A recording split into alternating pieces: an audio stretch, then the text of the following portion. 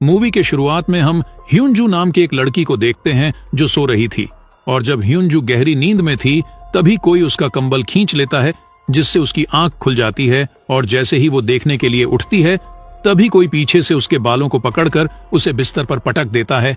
और तभी हम देखते हैं कि ऐसा करने वाला कोई और नहीं बल्कि खुद उसका बाप था।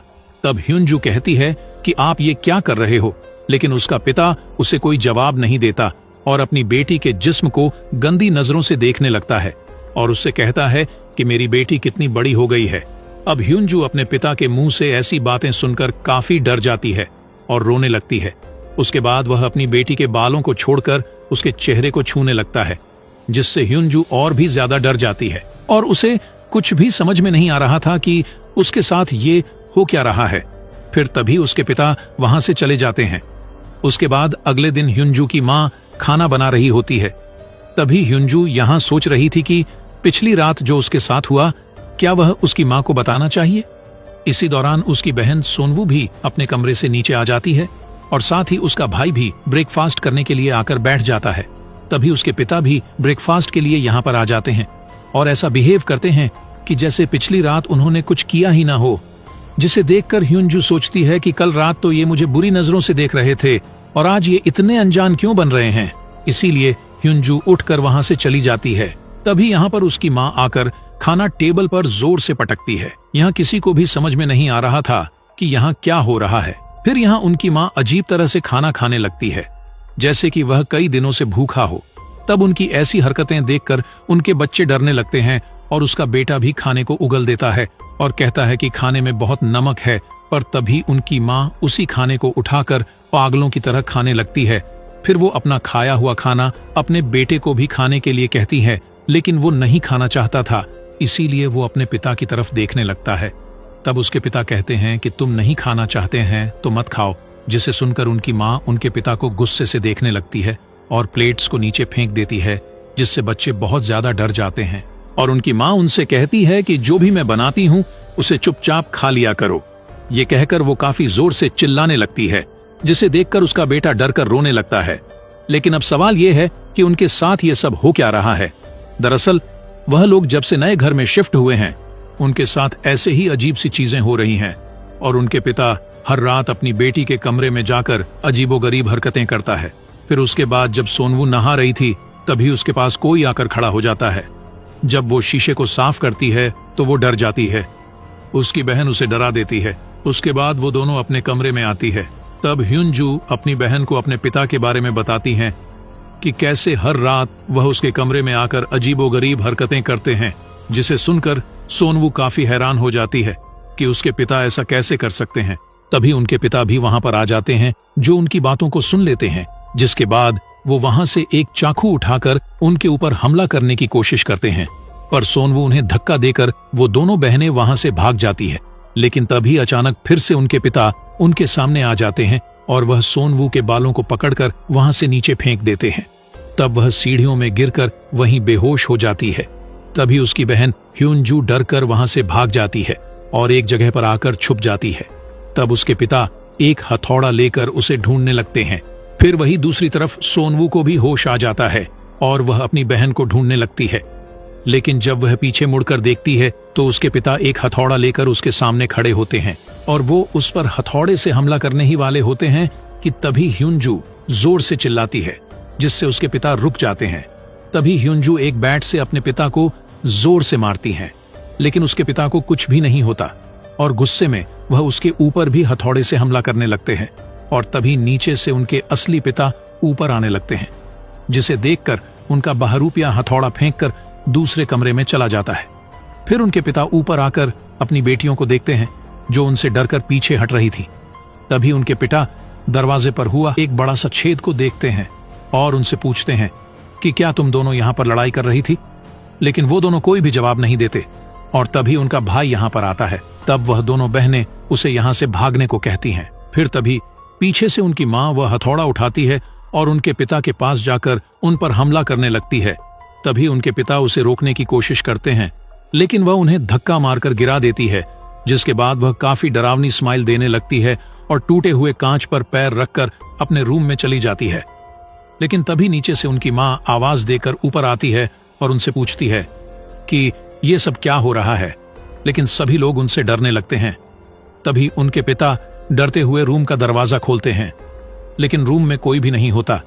पर उनके पिता फ्लोर पर पड़े हुए हथौड़े को देखते हैं, जिसके बाद उनकी माँ अपने बच्चों से पूछती हैं कि क्या हुआ, लेकिन वो तीनों अपने माँ से डर रहे थे। फिर अगली सुबह उनके पिता अपने भाई को घर बुलाते हैं, जो चर्च का एक फादर होता है, और अगले दिन वह उनके घर आता है। तब फादर उन्हें ऐसे ही अजीब घटनाओं के बारे में बताता है, लेकिन उसका बड़ा भाई इस सब पर विश्वास नहीं करता था। फिर रात को ये लोग एक साथ एक ही रूम में सोने का डिसाइड करते हैं। उसके बाद आधी रात में छोटे बच्चे को टॉयलेट आती है और वह बिना किसी को परेशान किए अकेला ही वॉशरूम में चला जाता है।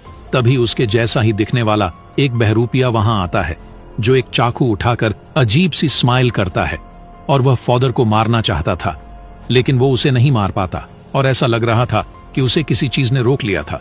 तभी फादर अपनी आंख खोलते हैं और वो समझ गए थे कि यहाँ पर खतरनाक आत्मा का साया है, लेकिन फादर इस चीज से अकेले नहीं लड़ सकते थे, इसीलिए वो अपनी एक सीनियर फादर से मदद मांगते हैं।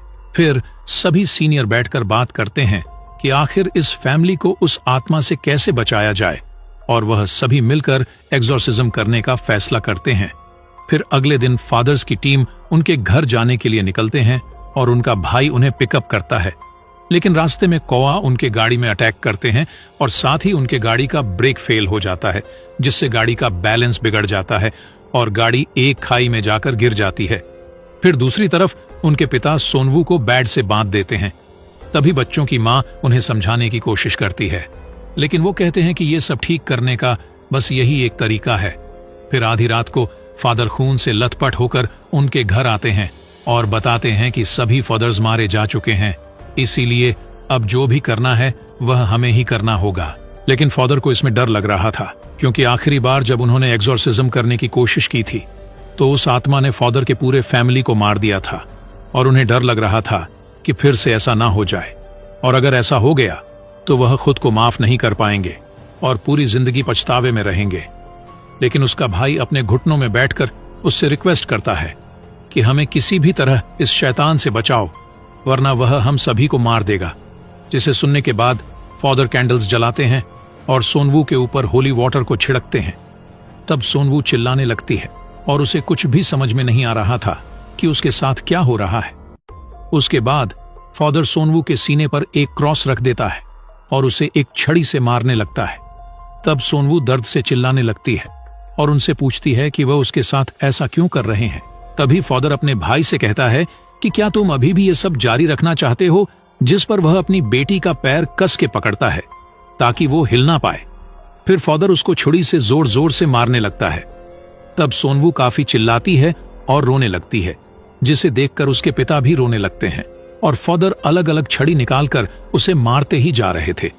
तब सोनवू दर्द के कारण बेहोश हो जाती है, और वहीं दूसरी तरफ जहां एक्सीडेंट हुआ था वहां पुलिस पहुंच जाती है, और हम देखते हैं कि उन फादरों के साथ उसका भाई भी बेहोश पड़ा हुआ था।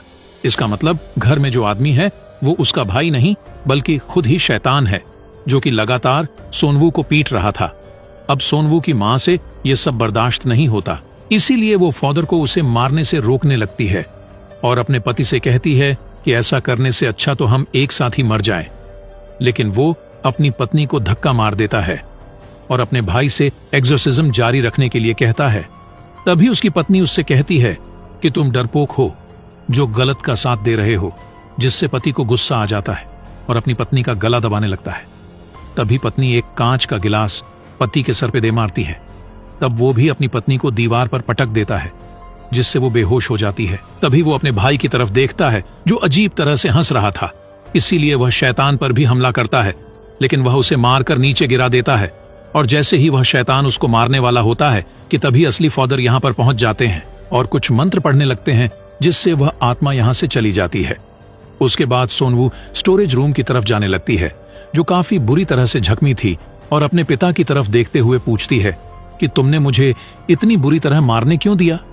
तभी फादर सोनवू के सामने एक मिरर रखते हैं, जिससे सोनवू के शरीर से वह शैतान निकल जाता है।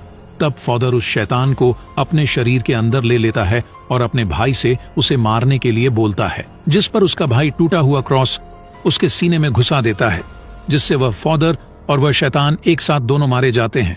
और इसी के साथ ये मूवी यहीं पर खत्म हो जाती है।